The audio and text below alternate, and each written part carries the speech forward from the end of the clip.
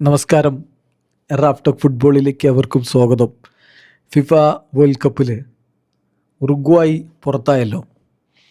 Latin അമേരിക്കയിൽ നിന്ന് world cup കളിക്കാൻ വന്ന ബാക്കി എല്ലാ ടീമുകളും റൗണ്ട് ഓഫ് 32 കടന്നപ്പോൾ പുറത്തായ ഒരേ ഒരു ടീം ഉറുഗ്വായിയാണ്.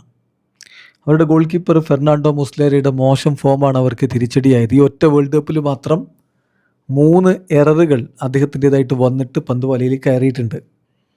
നിർണായകമായ മത്സരത്തിൽ സ്പെയിനിനെതിരെ ഉറുഗ്വായി കട്ടക്ക് പോരാടുമ്പോൾ അലക്സ് ബെയ്നയുടെ ഒരു ഷോട്ട്, അദ്ദേഹത്തിൻ്റെ നിലവാരത്തിലുള്ളൊരു ഗോൾ കീപ്പർക്ക് അനായാസം തടയാമായിരുന്നൊരു ഷോട്ട് അദ്ദേഹം തടയാൻ ശ്രമിച്ചത് സ്വന്തം വലയിലേക്ക് പോയി. ടീം ആ ഒറ്റ ഗോളിന് പരാജയപ്പെട്ടു.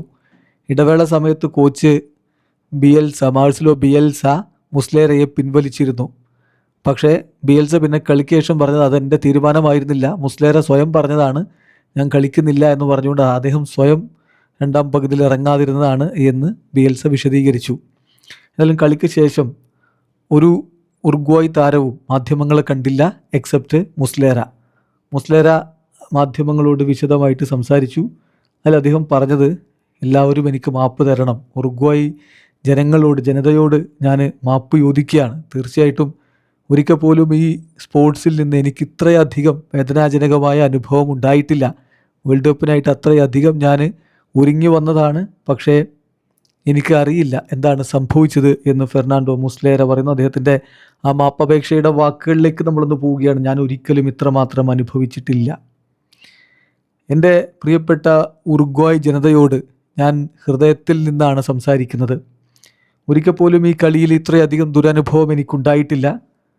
പ്രത്യേകിച്ച് ഞാൻ വേൾഡ് കപ്പിനായിട്ട് ചെയ്തിട്ടുള്ള വർക്കുകളൊക്കെ നോക്കുമ്പോൾ, വേൾഡ് കപ്പിനായിട്ട് ഞാൻ പ്രിപ്പയർ ചെയ്തിട്ടുള്ള കാര്യങ്ങളൊക്കെ നോക്കുമ്പോൾ ഇതൊരിക്കലും ഞാൻ അർഹിച്ചതുമല്ല. ഞാൻ നേരത്തെ ലോക്കർ റൂമിൽ വെച്ച് സഹതാരങ്ങളോട് പറഞ്ഞ പോലെ അവർ കുറച്ച് കാമറായിരുന്നു. ഇന്ന് ശരിക്കും പറഞ്ഞാൽ എനിക്ക് വലിയ രൂപത്തിൽ സങ്കടം തോന്നുന്നുണ്ട്. നല്ലൊരു വേൾഡ് കപ്പ് ആയില്ലല്ലോ എന്നോർത്ത് ഞാൻ അവരോടൊക്കെ മാപ്പ് പറഞ്ഞിട്ടുണ്ട്. അതോടൊപ്പം എല്ലാ ഉറുഗ്വായ് ജനതയോടും എല്ലാ ഉറുഗ്വായ്ക്കാരോടും ഞാൻ മാപ്പ് പറയുകയാണ്. ഇതുകൊണ്ടൊന്നും ആവില്ല എന്നെനിക്കറിയാം, പക്ഷേ ഞാൻ മാപ്പ് ചോദിക്കുന്നു.